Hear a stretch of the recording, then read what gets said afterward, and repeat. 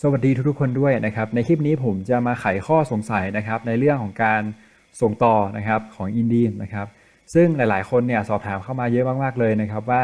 ถ้าเราสมัครมาทำอินดีมแล้วนะครับเราส่งต่อไม่เก่งหรือว่าแนะนำเพื่อนไม่เก่งนะครับเราจะได้เงินไหมนะฮะซึ่งผมเนี่ยได้รับคำถามแบบนี้ทุกคนเลยนะครับที่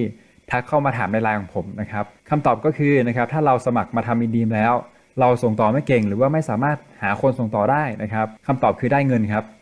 ได้เงินนะฮะซึ่งบางคนเนี่ยนำความเข้าใจแบบผิดๆนะครับไปคิดว่าถ้าเราสมัครอินดีมแล้วเนี่ยแล้วเราไม่สามารถหาคนส่งต่อได้เนี่ยเราจะไม่ได้รับเงินสักบาทเลยนะครับคืออันนี้คือผิดเลยนะครับซึ่งในคลิปนี้นะครับผมจะมาตอบคำถามนะครับว่าถ้าเราเข้ามาทำอินดีมแล้วนะครับเราไม่สามารถแนะนำเพื่อนได้แนะนำเพื่อนไม่เก่งนะครับส่งต่อไม่เก่งนะครับเราจะได้รับเงินยังไงนะครับซึ่งในคลิปนี้แหละนะครับผมจะอธิบายให้ฟังโอเคนะครับก่อนอื่นเลยนะครับสำหรับใครที่ยังไม่ได้ดูคลิปที่ผมอธิบายเกี่ยวกับอินดีมไปนะครับแนะนำให้ไปดูมาก่อนนะแล้วค่อยมาดูคลิปนี้นะครับเพราะว่าการที่เราจะเข้าใจสิ่งที่ผมกำลังจะอธิบายต่อไปนี้ได้เนี่ยเราต้องไปดูคลิปเกี่ยวกับการอธิบายอินดีมก่อนนะครับเพราะว่าคลิปนั้นเนี่ยผมจะอธิบายเกี่ยวกับหลักการทำงานนะครับว่าเงินที่เราได้มันมาได้ยังไงอะไรประมาณนี้นะครับถ้าคุณไม่ได้ดูมาเนี่ยนะครับแล้วก็มาดูคลิปนี้เลยเนี่ยยังไงคุณก็งงครับนะครับแนะนำให้ไปดูมาก่อนนะครับจะกดที่ลิงก์ใต้คลิปนี้ก็ได้นะครับซึ่งลิงก์วิดีโอนะครับผมจะแปะไว้ให้ใต้คลิปนี้แล้วกันนะครับที่เขียนว่าแผนรายได้ของอินดีมนะครับก็กดเข้าไปดูมาก่อนนะครับประมาณ20กว่านาทีนะครับก็ดูให้จบนะครับแล้วค่อยมาดูคลิปนี้แล้วกันนะครับโอเคนะครับสำหรับคนที่ดูแล้วก็มีข้อสงสัยนะครับว่าถ้าเราทำอินดีมแล้วเนี่ยเราส่งต่อไม่เก่งนะครับชวนเพื่อนไม่เก่งแนะนำคนไม่เก่งนะครับเราจะได้เงินได้ยังไงนะครับซึ่งผมก็กำลังจะอธิบายต่อจากนี้แหละนะครับทีนี้นะครับเราต้องรู้ก่อนนะครับว่าช่องทางที่เราจะได้คนส่งต่อมาเนี่ยมันจะมี2ช่องทางนะครับก็คือช่องทางแรกจะเป็นช่องทางจากตัวคุณเองนะครับแล้วก็ช่องทางที่2นะครับมาจากผู้แนะนำของคุณนะครับก็คือตัวผมเองนะครับทีนี้นะครับข้อแรกเนี่ยมาจากตัวคุณเองใช่ไหมครับในเมื่อคุณบอกว่าคุณเนี่ยแนะนำไม่เก่งหรือว่าชวนเพื่อนไม่เก่งส่งต่อไม่เก่งนะครับก็ตัดทิ้งไปเลยนะครับมันจะเหลือแต่ข้อ2นะครับก็คือมาจากผมนะฮะ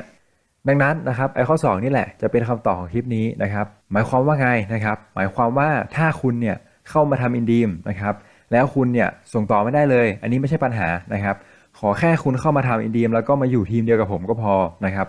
ยังไงล่ะนะครับเราจะได้เงินยังไงนะครับมาดูตรงนี้นะครับคือนะครับสมมุติว่าตรงนี้เป็นผมและกันตรงกลางนี้เป็นผมนะครับแล้วก็คุณเนี่ยสมมุติว่าสมัครเข้ามาแล้วนะครับอยู่ฝั่งซ้ายอยู่ทีมซ้ายนะครับให้เป็นนาย A แล้วกันนะครับสมมุติว่าเป็นนาย A นะครับไอ้ฝั่งขวาไม่ต้องไปสนใจมันนะครับตอนนี้ให้คุณโฟกัสด้านซ้ายก่อนนะครับว่าตอนนี้เนี่ยสมมุติถ้าคุณสมัครเข้ามาแล้วคุณจะอยู่ฝั่งซ้ายแล้วก็เป็นนาย A โฟกัสแค่นี้นะครับทีนี้นะครับคำที่ผมบอกว่าคุณจะเป็นใครก็ตามนะครับคุณจะส่งต่อเก่งไหมคุณจะชวนเพื่อนเก่งหรือเปล่าอันนี้ไม่สำคัญครับขอแค่คุณเนี่ยมาอยู่ทีมเดียวกันนะครับผมคอนเฟิร์มเลยครับว่าคนที่มาอยู่ทีมเดียวกับผมเนี่ยได้เงินทุกคนผมคอนเฟิร์ม100%เลยนะครับเพราะว่าอะไรครับเพราะว่าการจัดทีมของอินดีมันเป็นอย่างนี้ฮะสมมุติว่าตรงนี้เป็นผมนะครับซึ่งตัวผมเนี่ยมันก็จะแยกเป็น2คนนะครับมันจะแยกเป็นฝั่งซ้ายแล้วก็ฝั่งขวานะครับซึ่งสมมุติตรงนี้เป็นคุณละกันนะฮะซึ่งอันนี้เป็นคุณใช่ไหมครับที่ผมบอกไปเมื่อกี้นะครับสมมุติว่าตรงนี้เป็นคุณนะครับนายเอเนี่ยนะฮะคุณเนี่ยสมมุติว่าคุณเข้ามาปุ๊บมันก็จะแยกเป็น2ฝั่งนะครับแยกเป็นด้านซ้ายกับด้านขวานะครับใน B ก็เหมือนกันนะครับมันก็จะแยกเป็นด้านซ้ายแล้วก็ด้านขวานะครับซึ่งตอนนี้เนี่ยทุกคนเห็นไหมครับว่าตอนนี้มันว่างอยู่4คนนะครับ1คน2คน3คน4คนนะครับสมมุติว่านาย A กับนาย B เนี่ยไม่สามารถหาคนส่งต่อได้สักคนเลยนะครับอันนี้ก็ไม่ใช่ปัญหาเหมือนกันนะครับทีนี้สมมุติว่าผมสามารถส่งต่อได้4คนนะครับ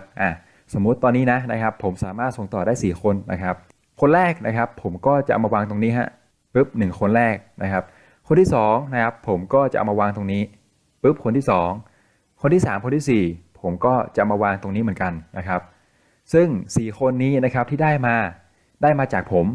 นะครับซึ่งตัวผมเองเนี่ยเป็นคนส่งต่อให้เขานะครับคุณเนี่ยไม่ได้ทำอะไรเลยนะครับดังนั้นนะครับเมื่อผมเอาคนส่งต่อให้คุณละนะครับ1คนแรก2คนแรกนะครับคุณก็จะได้รับอยู่ที่1ไซเคิลใช่ไหมครับ1ไซเคิลบริษัทจะจ่ายให้เราอยู่ที่400บาทนะฮะนาย B ก็เหมือนกันนะครับนาย B ได้รับคนแรกจากผมคนซ้ายคนขวานะครับนาย B ก็ได้รับอยู่ที่1ไซเคิลเหมือนกันนะครับทำให้นาย B เนี่ยได้รับอยู่ที่400บาทนั่นเองนะครับโดยที่นาย A กับนาย B เนี่ยไม่ต้องทำอะไรเลยนะครับซึ่ง1คน2คน3คน4คนนี้มาจากคนที่สมัครผ่านผม นะครับถามว่าทำไมผมไม่เอา4คนนี้ไปไว้ที่อื่นล่ะนะครับเพราะว่าอินดีมเนี่ยสร้างทีมให้มาเป็นอย่างนี้นะครับหมายความว่าไงครับหมายความว่าไม่ว่าคุณจะเป็นใครก็แล้วแต่นะครับถ้าคุณอยู่ในทีมนะฮะสมมติคุณอยู่ตรงนี้นะครับคุณอยู่ตรงนี้นะครับถ้าผมส่งต่อได้ยังไงผมก็ต้องเอามาวางตรงนี้อยู่ดีครับเพราะว่ามันเป็นระบบนะครับที่อินดีมเขาสร้างขึ้นมานะครับหมายความว่าถ้าคุณเนี่ยอยู่ข้างบนเนี่ยนะครับอยู่ข้างบนเลยเนี่ยโดยที่ไม่ต้องทำอะไรเลยเนี่ยนะครับยังไงคุณก็ได้เงินครับสมมุติว่ามีคนสมัครผ่านผมมาอีก4คนนะครับสมัครผ่านผมมาอีก4คนนะครับทีนี้สมมติคุณอยู่ตรงนี้นะครับเป็นคนที่มีชื่อว่านาย A นะครับมีคนสมัครมาอีก4คนนะครับตรงนี้นะครับมันก็จะแยกมาอีก2คนครับ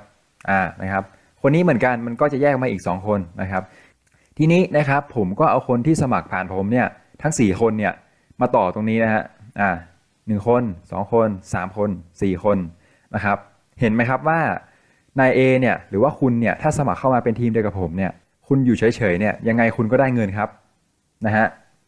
แล้วคนที่ต่อคุณล่ะนะครับนายนี้กับนายนี้ได้เงินไหมคำตอบก็คือได้หมดนะครับได้หมดนะครับได้หมดเลยนะครับสมมุตินายนี้ครับ4คนที่สมัครเข้ามาเนี่ย1คน2คนนะครับซ้ายขวา1ไซเคิลนะครับซ้ายขวา1ไซเคิลเป็น2ไซเคิลนะครับทำให้คนนี้ได้รับ400 บาทคนนี้400 บาทแต่ตัวเราเนี่ยคุณเนี่ยนาย A เนี่ยนะครับจะได้รับอยู่ที่800 บาทเลยนะครับเพราะว่ามันมี2ไซเคิลไงฮะเหมือนกันนะครับสมมุติว่ามาอีก4คนล่ะนะครับนาย B สมมตินาย B เป็นใครไม่รู้แหละนะครับผมก็จะมาต่อตรงนี้ฮะมันก็จะแยกเป็น2ทางผมก็จะเอาคนที่สมัครผ่านผม4คนเนี้ยมาวางไว้ตรงนี้ครับ1คน2คนนะครับ3คน4คนทำให้คนนี้นะครับที่ต่อจากนาย B เนี่ยได้รับคนละ400 บาทแล้วก็ตัวนาย B เองก็จะได้รับอยู่ที่800 บาทนะครับนี่แหละครับที่เป็นเหตุผลนะครับว่าถ้าคุณสมัครเข้ามาทำอินดีมแล้วไม่สามารถส่งต่อคนได้นะครับชวนเพื่อนไม่ได้นะครับยังไงคุณก็ได้เงินนะครับขอแค่คุณเข้ามาอยู่ทีมเดียวกับผมนะครับผมคอนเฟิร์ม100%เลยนะครับว่าคุณได้เงินทุกคนนะครับแล้วก็มันจะเป็นแบบนี้ไปเรื่อยๆนะครับแผนมันจะเป็นอย่างนี้นะฮะนะครับมันจะเป็น3 เหลี่ยมอย่างนี้ครับมันก็จะลากยาวไปเรื่อยๆนะครับสมมุติถ้าคุณอยู่ตรงนี้นะครับสมมุติถ้าคุณอยู่ตรงนี้นะครับแล้วก็ถ้าอีก 3-4 เดือนข้างหน้านะครับมีคนเข้ามาอยู่ทีมเดียวกับเราเยอะแยะมากมายนะครับมันก็จะเต็มด้านล่างนี้นะฮะมันก็จะเต็มหมดเลยนะครับมันก็ขยายกว้างไปอีกนะครับทำให้เราเนี่ยที่อยู่ตรงนี้นะครับไม่ว่าคุณจะอยู่ตรงไหนก็แล้วแต่แหละนะครับคุณจะได้เงินทุกคนเลยนะครับผมกล้าคอนเฟิร์มเลยนะครับว่าสมมุติถ้าคุณสมัครเข้ามาตอนนี้เนี่ยตอนที่บริษัทเขาเพิ่งเปิดตัวแล้วก็โปรโมทเนี่ยนะครับถ้าเกิดเราเข้ามาทำอินดีมตอนนี้นะครับเรามีโอกาสที่จะเป็นอันดับต้นๆของคนอื่นนะครับหมายความว่าสมมติถ้าบริษัทเขาเปิดตัวแบบจริงๆจังๆแล้วเนี่ยไปลงรายการทีวีไปอะไรก็แล้วแต่เนี่ยนะครับยังไงเขาก็ทำแน่นอนนะครับอย่าลืมนะครับประธานบริษัทคือคุณก้องนะครับเจ้าของอายุน้อย100 ล้านนะครับยังไงเนี่ยนะครับถ้าเขาโปรโมทมาหรือว่าออกรายการทีวีปุ๊บเนี่ยนะครับคุณไม่ต้องถามว่าคุณจะเข้าร่วมเยอะไหมนะครับดังนั้นนะครับในคลิปนี้เนี่ยผมก็มาตอบคำถามละนะครับว่าชวนคนไม่เก่งนะครับส่งต่อไม่ได้จะได้เงินไหมนะครับคำตอบคือได้ครับผมขอแค่มาอยู่ทีมเดียวกันนะครับช่วยกันนะครับแล้วก็ถ้าเราหาคนได้ล่ะทีนี้นะครับถ้าเราหาคนได้ล่ะหรือว่าส่งต่อได้นะครับก็เหมือนเดิมครับนะครับสมมุติว่าคุณอยู่ตรงนี้นะครับคุณสามารถส่งต่อเพื่อนได้2คนนะครับคนนี้นะครับมันก็จะแยกมาอีก2คนก็คือซ้ายแล้วก็ขวานะครับคุณก็เอาคนที่คุณส่งต่อได้2คนเนี่ยมาวางไว้กับคนนี้ครับ1คน2คนนะครับคุณก็จะได้รับอยู่ที่400 บาทนั่นเองนะครับผมโอเคนะครับก็จะเป็นคลิปนะครับที่ผมทำขึ้นมาเพื่อไขข้อสงสัยนะครับหลายๆคนที่เข้าใจแบบผิดๆนะครับว่าถ้าเราไม่สามารถส่งต่อได้เนี่ยหรือว่าแนะนำเพื่อนไม่เก่งเลยเนี่ยเราจะไม่ได้เงินสักบาทเลยอันนี้คือผิดเลยนะครับดังนั้นนะครับคลิปนี้นะครับสรุปเลยนะครับว่าถ้าเราเนี่ยส่งต่อไม่เก่งนะครับแนะนำไม่ได้นะครับยังไงคุณก็ได้เงินนะครับขอแค่เรามาเป็นทีมเดียวกันนะครับช่วยกันนะครับรับรองนะครับคนที่มาเป็นทีมเดียวกับผมได้เงินทุกคนนะครับอีกอย่างหนึ่งนะครับอีก3 เดือน4 เดือน5 เดือน6 เดือนข้างหน้านะครับผมคอนเฟิร์มเลยผมกล้าคอนเฟิร์ม100%เลยนะครับว่าคนที่เข้ามาเป็นทีมเดียวกับผมเนี่ยไม่ว่าคุณจะอยู่ตำแหน่งไหนก็แล้วแต่แหละนะครับจะอยู่ตำแหน่งนาย A นะครับนาย B นะครับคนนี้ผมกล้าคอนเฟิร์มเลยนะครับว่าคุณได้เงินหลักพันแน่นอนนะครับวันละพันยังไงคุณก็ได้นะครับผมกล้าคอนเฟิร์มตรงนี้เลยนะครับเพราะว่าอะไรนะครับเพราะว่ามีคนได้มาแล้วนะครับนะครับเดี๋ยวผมจะเอามาให้ดูรายได้แล้วกันนะครับอันนี้บอกก่อนเลยนะครับว่าผมเพิ่งทำวันที่31วันแรกนะครับวันที่31วันแรกนะครับก็นะครับผมวันที่31นะครับรายงานแผนไซเคิลนะครับ ก็อันนี้เป็นคะแนนนะครับที่ผมได้จากแต่ละไซเคิลนะครับดังนั้นเนี่ยรวมเงินเลยนะครับวันที่31ผมได้เงินจากอินเดียเนี่ยอยู่ที่1,200 บาทนะครับ1,200 บาทนะครับ